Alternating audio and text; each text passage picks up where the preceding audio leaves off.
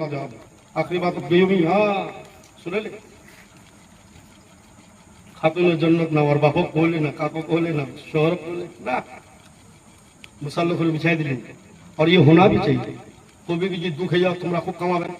oil बांधते हैं पार कमाते हैं हम दुख लगा चाहिए मगर नमाज पढ़ो तुम्हारा खूब दुख अब हमारे बंदे चुनदारी वाला तो नमाज ठीक नहीं पड़े बाकी लोग लगा तुम्हारा कथा की बोलो तुम्हारा तो सुन अभी बेटा नहीं बेहाई बेटिया नहीं बेहाई बेहा बे वैसे कसना झना लोग मानी हमारे उसकी धनी बेटी को मरनी हमारे उसकी जवान लोग मरनी हमार बस मुसल्ला खान बिछाई दिली दीदी साजदा करबे আর কি ঘর পয়লা আল্লাহ তাআলা ওয়ার্ডার দিলে জিবরিল এ জিবরিল জান্নাত চলে যা ফাতিমা যেন সাজদা উঠাইনি ঘর পয়লা তুই ড্রেসটা পয়সা দে সুবহানাল্লাহ ये इस्लामपुर कोस्मो बाजार स्टाइल बाजार और कलकत्ता बाजार नहीं है सिटी सेंटर नहीं है सिलीगुड़ी का बस दाम हो जाए जैसे हम आए माने चलो